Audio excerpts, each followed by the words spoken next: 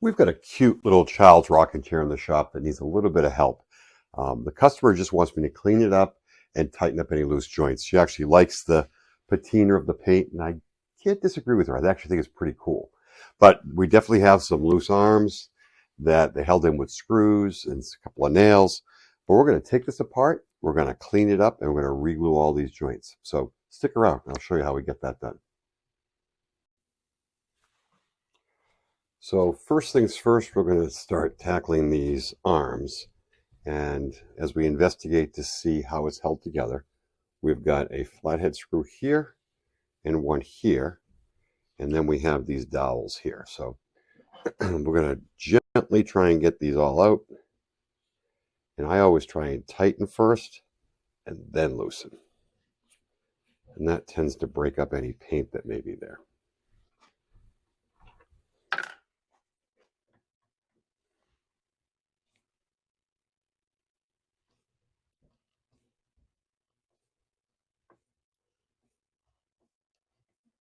Now this will definitely loosen the arm. What I don't know is if these individual dowels are going to come out. I suspect that they might because they're a little bit loose.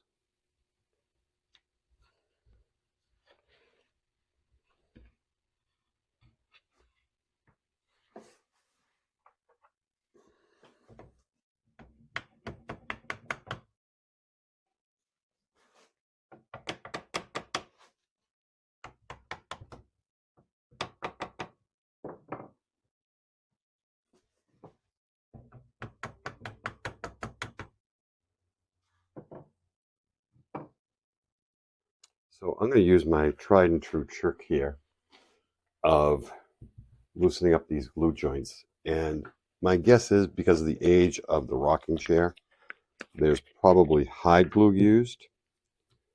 So what I'm going to do is just use some vinegar, squirt that down into the joints.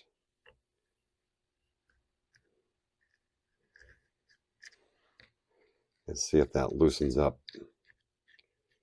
any of the glue that's there. I'm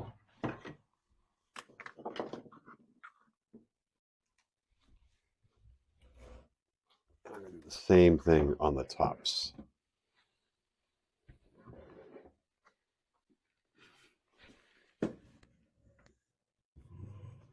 So you can tell by looking at the bottom, this is actually an oak rocking chair. At least the seat is oak. I don't know what the rest of it is. I think the only cautionary tale for the customer is going to be if they're going to let their grandchildren play in this, there's no telling if this is lead paint. Based on the age, it's possible. I don't have a lead test kit, but maybe I'll pick one up. That way I can advise the customer on what direction to go. We're going to let that vinegar sit for a few minutes, and then we're going to tackle the other side and see if we can get this taken apart.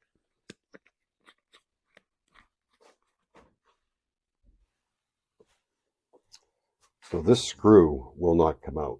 The head is very stripped and bent. So I'm going to try and cut a new slot.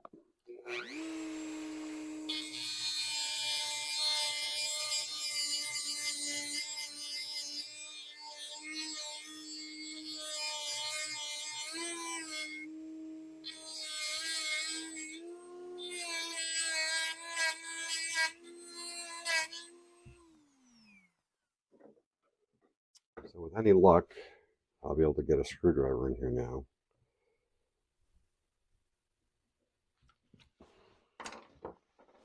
And back the screw out.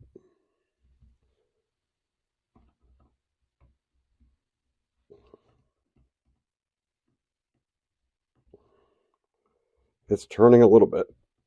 I'm going to keep working on it. I'm going to use the Dremel a little bit more to try to clean out any of the paint that might be in there.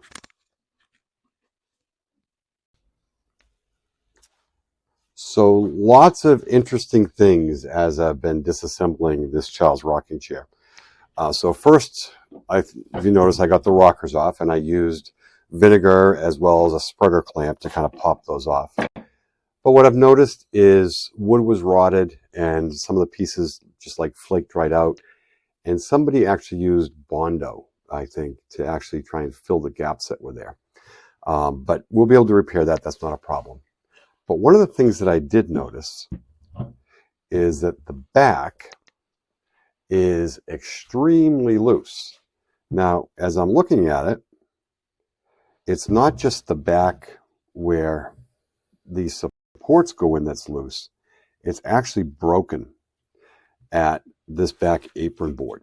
So I talked to the customer because I didn't want to go too far, not knowing how far she wanted to go with it. And I asked her, and we talked about price, and she said, okay, go for it. It's a neat chair. I think the grandchildren would like it. So we're going to continue with the repair. Now, one of the things that I did also do, because this is paint, I don't know when this was painted. So I went on Amazon, I bought a lead test kit. Now, I am not lead certified, so I don't know if it's 100% foolproof, but I did do a lead test kit on this, and this paint did not come across as being lead paint, so no lead on it. The seat is oak. I'm guessing these are probably maple, but I think we're safe if that test kit is accurate.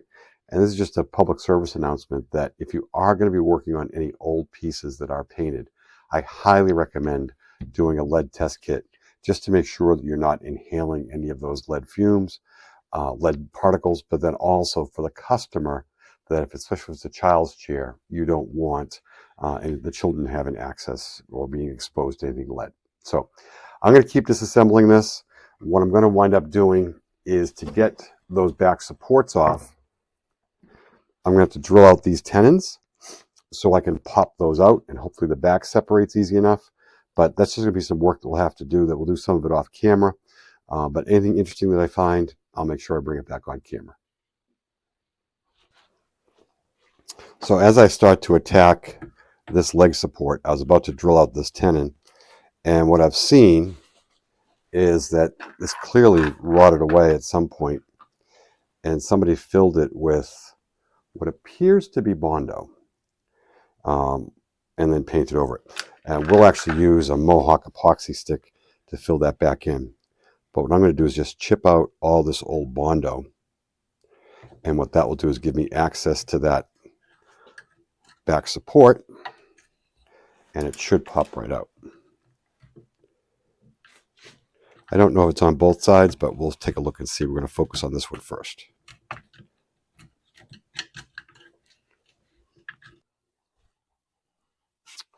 So as you can tell, I've gotten most of the rocket chair taken apart. So now what I'm doing, now that it's apart, is I'm just going to clean up all the pieces and clean up kind of some years of dirt and grime that are on here. And what I'm using is crud cutter mixed with water. And I'm using a Scotch-Brite pad that's about the equivalent of a 400 to 600 grit sandpaper. And I'm going through and I'm just cleaning up the dirt that were on all the pieces. And then I'll come back with some fresh water and rinse it clean. And that's all we're going to do to the finish, and is just clean it up and make sure there's no paint flaking off of it. So once I do that, then I'm going to go through and do some repairs. But again, I'm just using a Scotch-Brite pad, some crud cutter mixed with water, and just going through and cleaning up all the pieces. And you can see kind of years of grime just coming off, and it actually adds to the patina once I get it cleaned up. Kind of like the distressed look is actually pretty neat. So I'm going to keep going on this, clean up the rest of the pieces, clean up the seat of the chair, and then rinse it with some water, and then we'll start the repair process.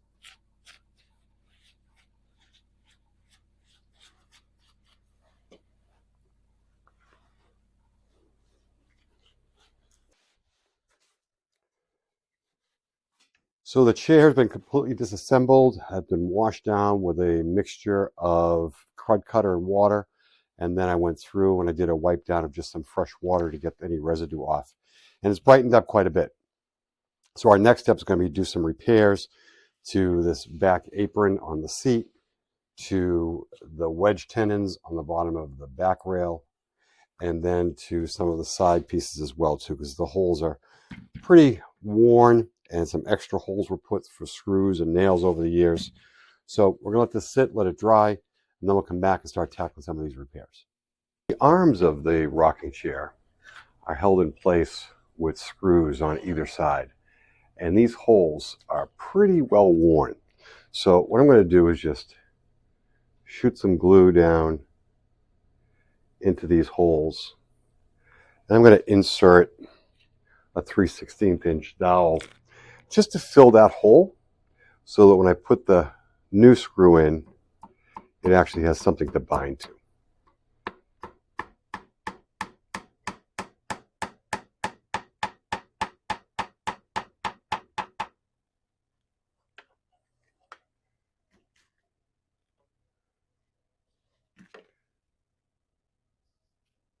And I'm just using some Titebond 2 glue because this is meant to be a permanent repair, not a reversible repair, like you would use Hyde glue for joints.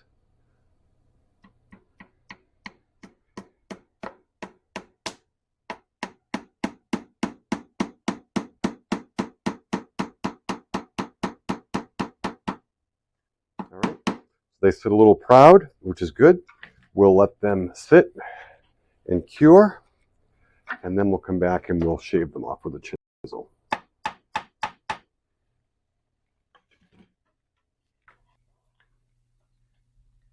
We're now going to go through the various parts of the chair for repair. One of the first things we're going to do is the supports that's for the back that go into the seat are held in place with a tenon. So what I need to do is clean out the old wedge that was there. And I'm just using a fine dovetail saw to clean out the old mess that was there. And it's a combination of both a wood wedge, I think there's some Bondo in there, but we're just cleaning it up so that when we do the glue up for the chair, we have a nice clean tenon to accept that wedge.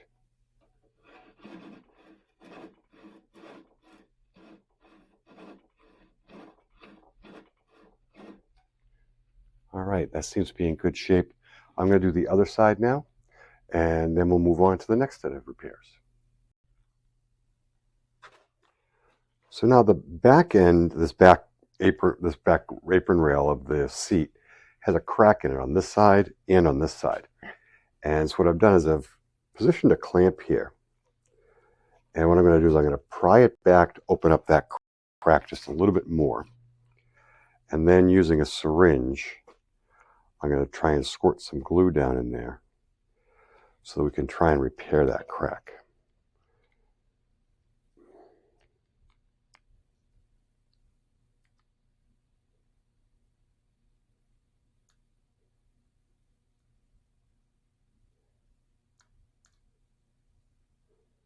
The trick here is to open the crack up without actually breaking the back of the chair.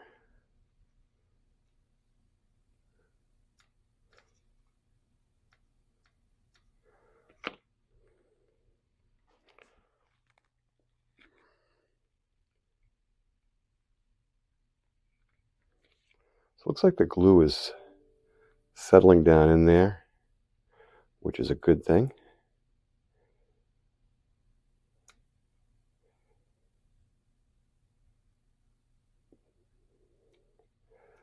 That'll add some rigidity back to the chair, and we have to do this on both sides.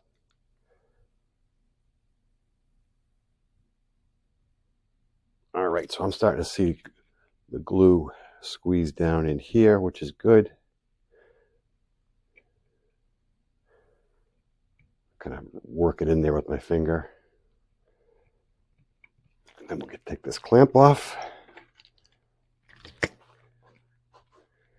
And we'll get a longer clamp on here to glue that in place. If we get squeeze out, then we know that it worked.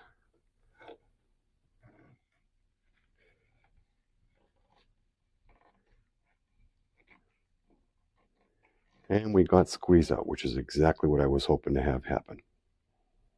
All right, so now we're going to tackle the other side, which is going to be a little bit more challenging. So this side's a little bit more challenging because there's also a piece missing from up underneath that broke off when we were disassembling the chair.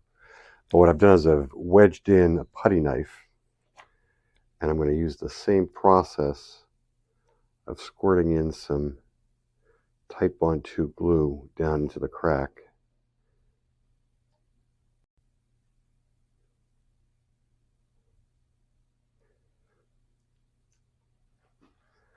And I'll do that across the entire back here.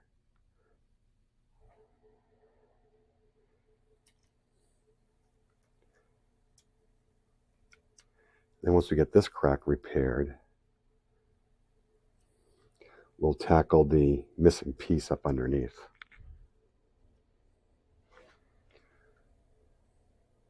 So it's a good thing when you squirt in the glue and it's just disappearing, which means it's going down deep into that crack, which is exactly what you want to have happen.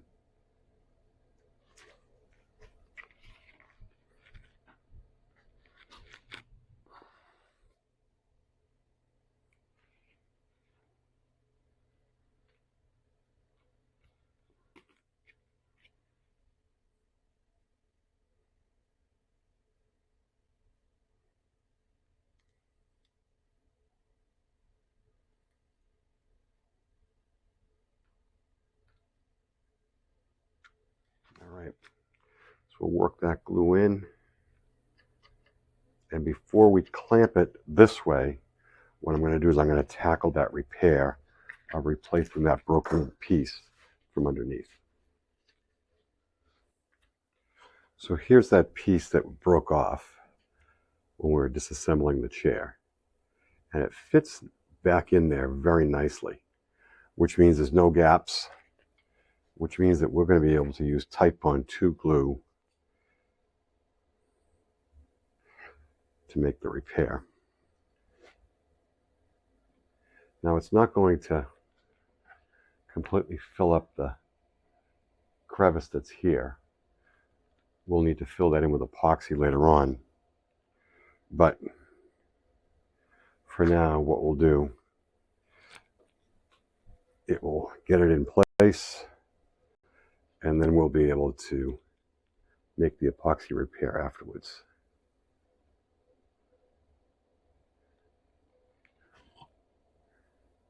All right, that's slid in very nicely.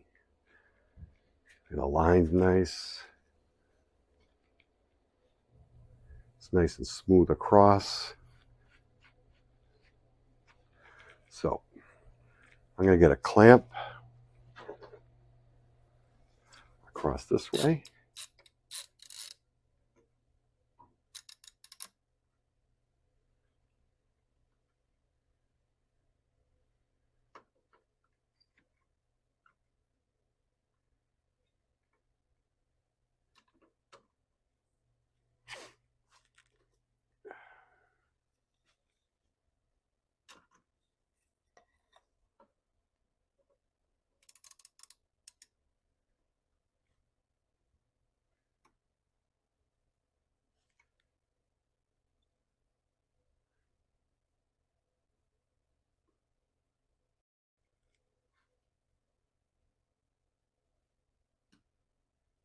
Perfect. And then what we're going to do is get another clamp going this way in order to hold that piece that we just glued up in tight. And I can see some good glue squeeze out, which is great.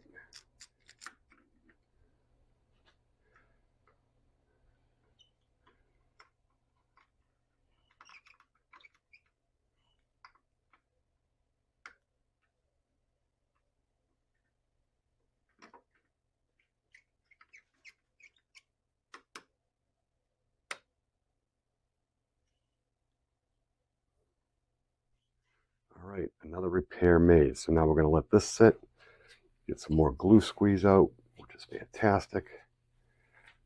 And we'll let this sit overnight, let the glue cure, and then we'll clean up the underneath where there's still some remaining gaps to be able to accept the back rail of the rocker that's going to come through.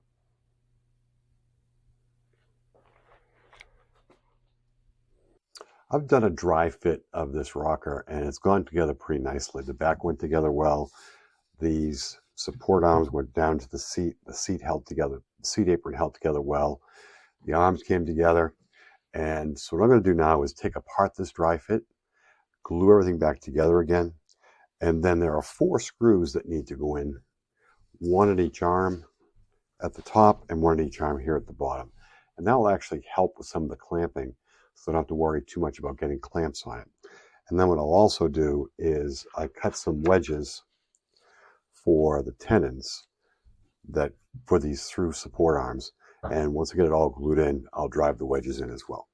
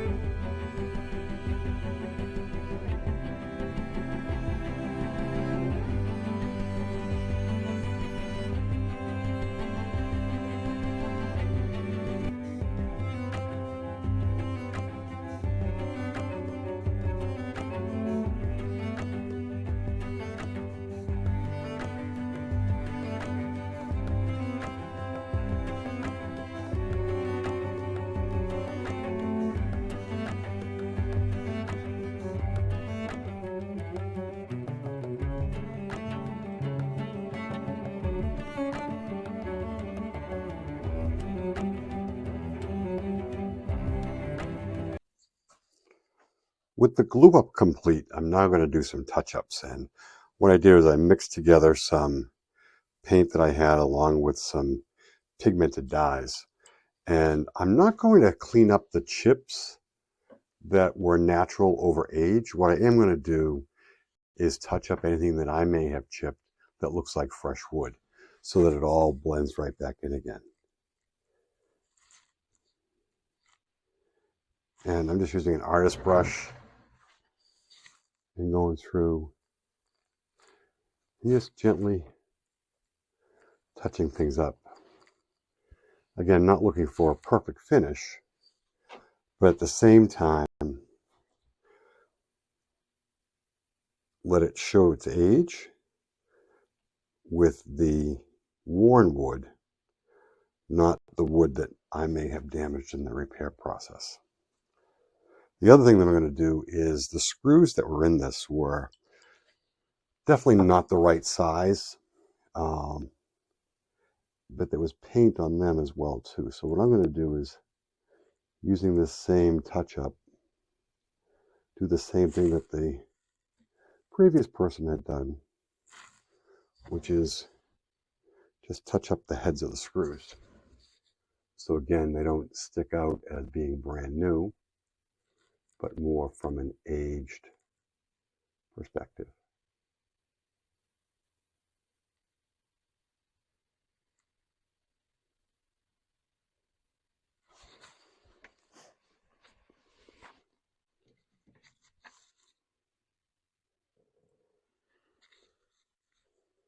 My mix was a little chunky here, so it's latex based, so I'm able to just go through and add a little bit of water to it.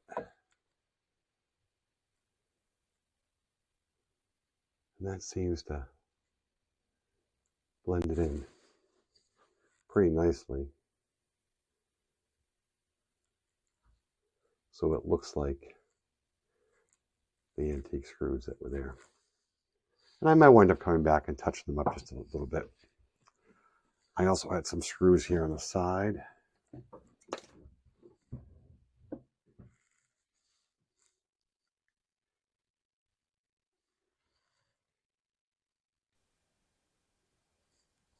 Getting the color match was a bit of trial and error. It was a combination of some eggshell based latex paint that I had, and then added in some pigmented dyes to kind of get the yellowish green tone that the paint had. I think it's done pretty well.